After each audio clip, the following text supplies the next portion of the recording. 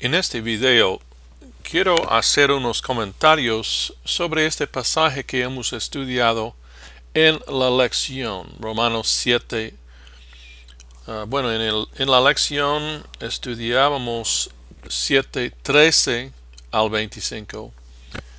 En este video quiero comentar sobre unas implicaciones del pasaje, específicamente en cuanto a lo enseñado normalmente en los versículos 14 al 25 sobre pecado en el inconverso y el creyente.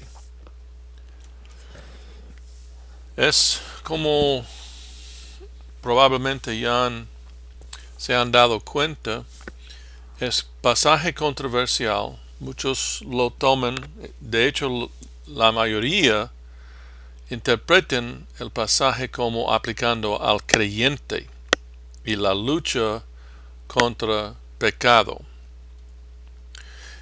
De hecho, parece mostrar la frustración del creyente en esta lucha. Y este es uno de los problemas. ¿Sí? Bueno, obviamente tenemos que interpretar el pasaje en su contexto, y esto hemos hecho en la lección. Pero también, si pensamos en la interpretación normal de este pasaje, como aplicando al creyente, nos da esta interpretación unas implicaciones incorrectas, y quiero corregir estas ideas.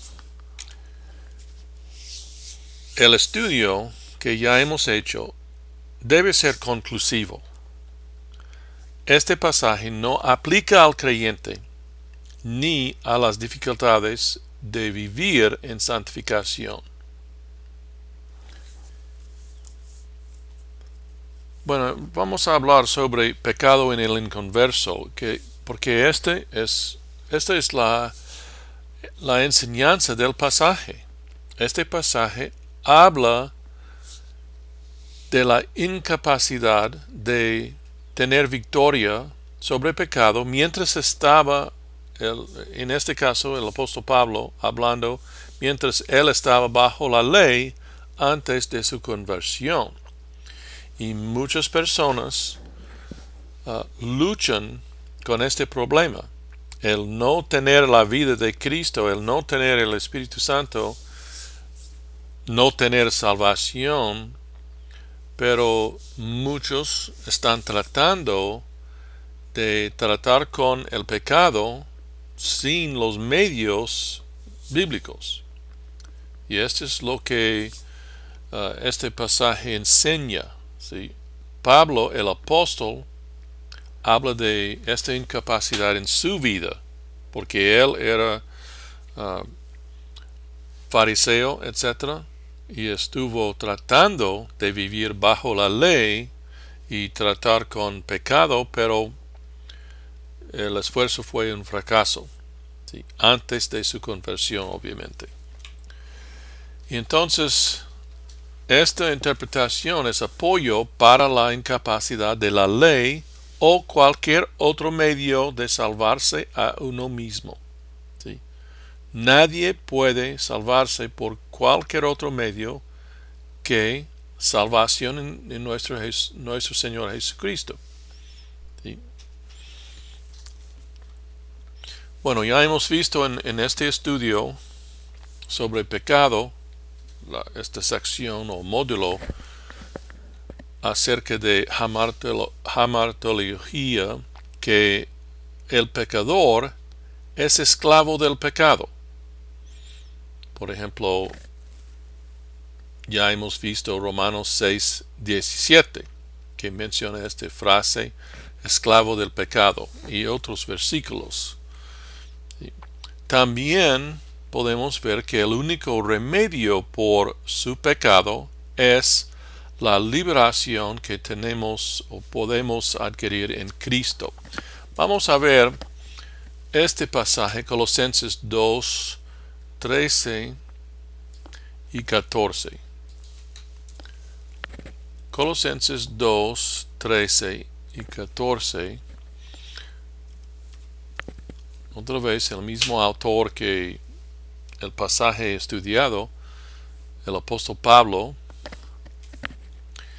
Y en esta epístola, Colosenses, dice así, en estos dos versículos: y a vosotros, estando muertos en pecados y en la incircuncisión de vuestra carne, os dio vida juntamente con él, perdonándoos todos los pecados, anulando el acta de los decretos que había contra nosotros, que nos era contraria, quitándola de en medio y clavándola en la cruz.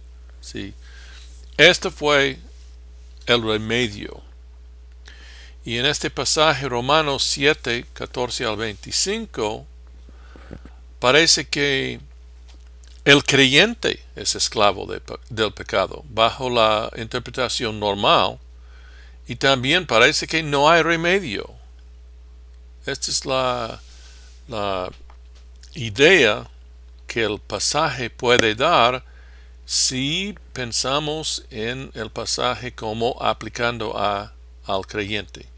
Pero hemos decidido en el estudio que no lo es. No es esta idea de aplicar al creyente. Y bueno, aunque este no es curso de la vida cristiana o desarrollo personal, cabe mencionar que sí es posible tener victoria en la lucha sobre pecado, a pesar de lo que puede ser concluido de la interpretación popular del pasaje. Entonces vamos a considerar unos puntos sobre pecado en el creyente.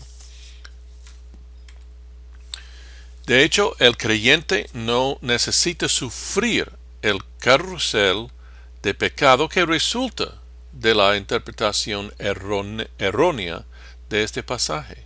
¿Sí?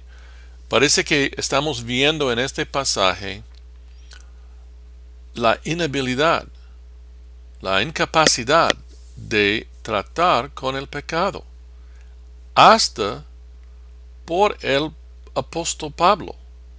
Y esto no puede ser. No podemos creer que el apóstol Pablo no pudo tener victoria sobre el pecado. ¿Sí? Entonces, este es solo un apoyo para la interpretación que hemos tomado en el pasaje. Bueno, vamos a considerar unos puntos claves sobre pecado en el creyente. 1. Ya tenemos una posición en Cristo. Según otra vez el apóstol Pablo en Efesios capítulo 2 versículos 4, 5 y 6. El apóstol dice aquí: pero Dios, que es rico en misericordia, por su gran amor con que nos amó, aun estando nosotros muertos en pecados, nos dio vida juntamente con Cristo. Por gracia sois salvos, y juntamente con él nos resucitó, y asimismo nos hizo sentar en los lugares celestiales con Cristo Jesús. ¿Sí? Tenemos esta posición. Entonces, no parece que tenemos la situación del pasaje Romanos 7, 14 al 25. ¿Sí? Tenemos seguridad y confianza en nuestra posición en Cristo. También el creyente no necesita sufrir este carrusel de pecado, unos lo han denominado. Número 2, ya tenemos santificación posicional. Okay, tenemos que distinguir entre santificación posicional, es la posición, lo que tenemos ya. ¿Sí? Hemos sido salvos, entonces en este pasaje, 1 Corintios 1:30,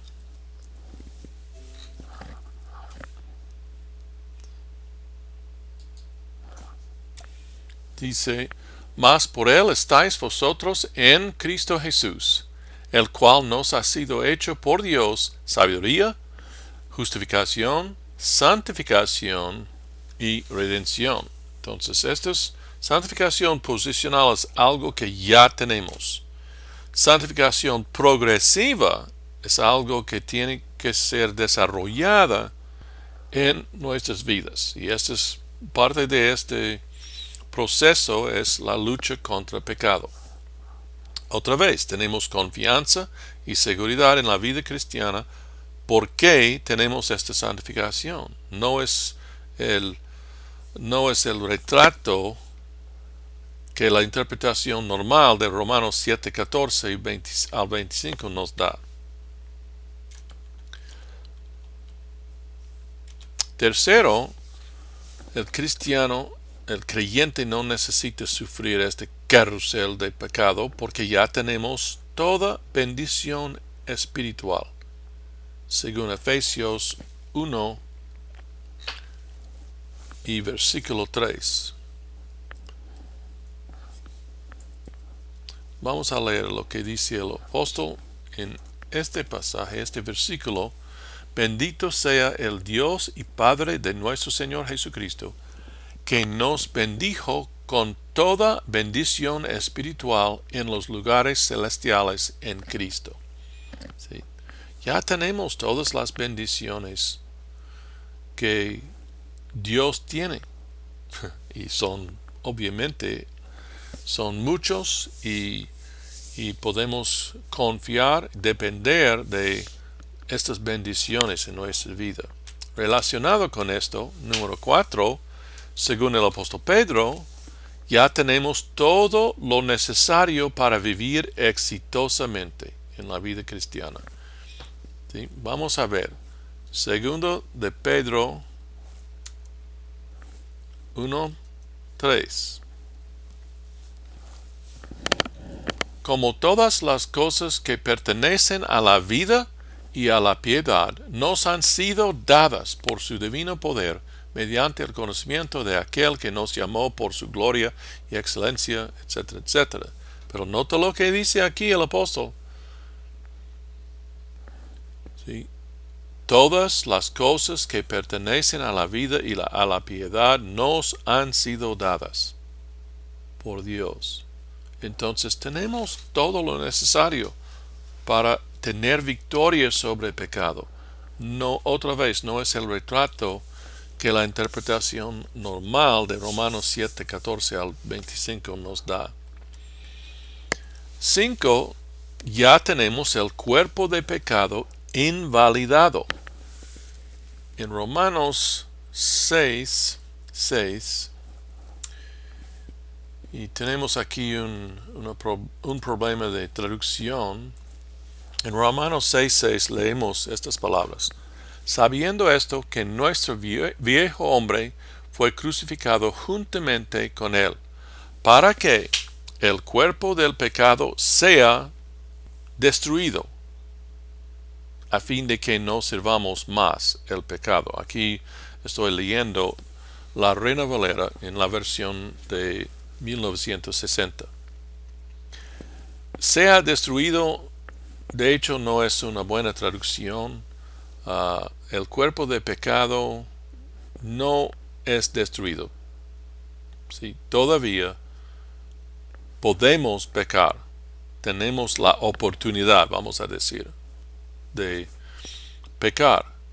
Lo que significa el verbo en griego es ser invalidado. ¿Sí? En este contexto debe ser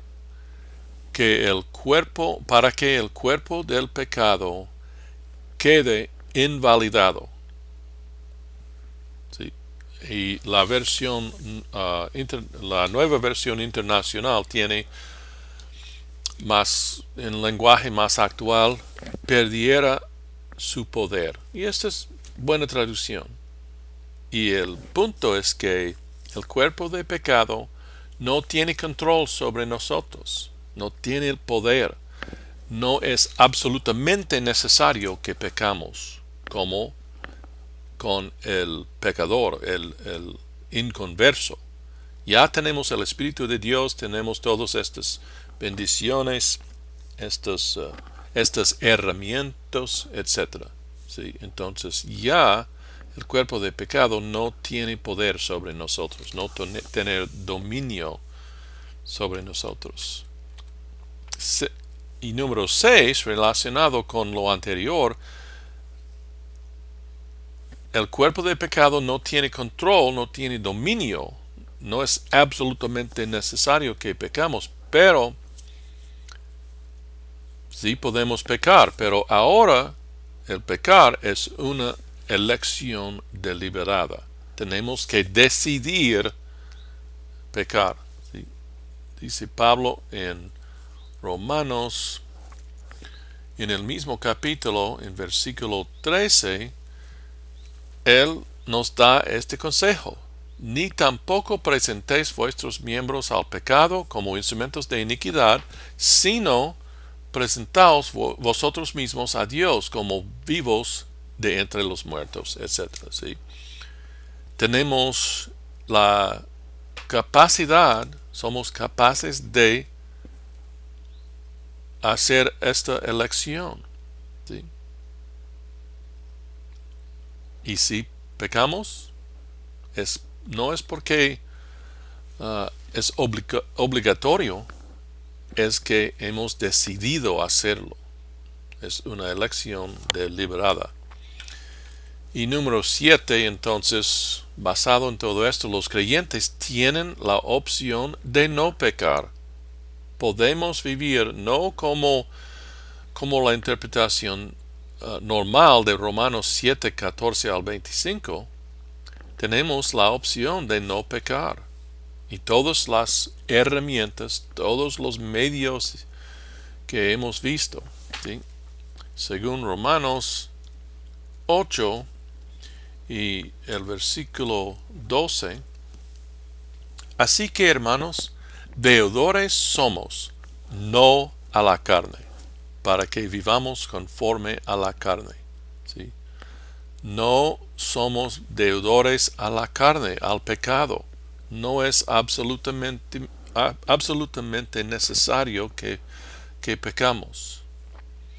¿Sí? Entonces, debemos distinguir entre el retrato de la interpretación normal de este pasaje, Romanos 7, 14 al 25, del creyente que no puede hacer lo que él quiere hacer en cuanto al pecado, etc. Y la interpretación mejor o correcta de este pasaje, que el pasaje aplica al inconverso antes de conversión, y que nosotros,